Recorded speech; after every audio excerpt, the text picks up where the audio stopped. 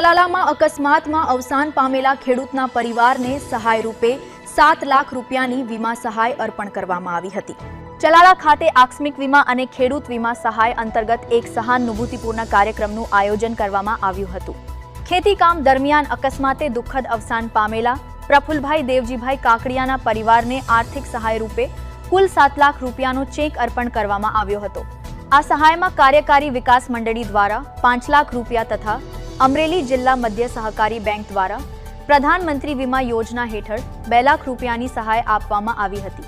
કાર્યક્રમ દરમિયાન પરિવારજનોને સાંત્વના પાઠવવામાં આવી હતી તેમજ ભવિષ્યમાં પણ સહયોગ આપવાની ખાતરી વ્યક્ત કરવામાં આવી હતી। મારું નામ સંજય કુમાર અરવિંદભાઈ સભાયા, હું અમરેલી જિલ્લા મધ્ય સહકારી બેંકમાં બ્રાન્ચ મેનેજર તરીકે ફરજ બજાવું છું।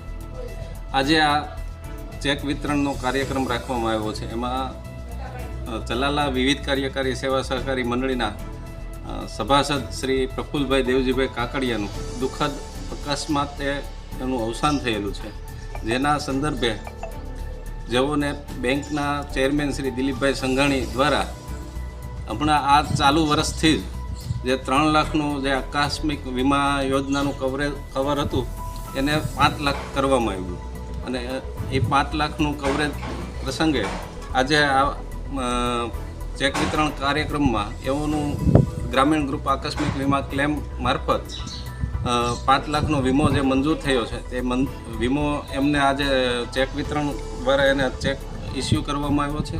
તેમજ તેઓએ બીજો એક પ્રધાનમંત્રી સુરક્ષા વીમા યોજના મારફત જોડાયેલા હતા, જેમાં 20 રૂપિયાના પ્રીમિયમથી 2 લાખનું આકસ્મિક વીમા કવરેજ એમને મળેલું છે, જે તેઓના બચત ખાતામાં સીધું જ સરકાર દ્વારા જમા આપવામાં આવ્યું છે।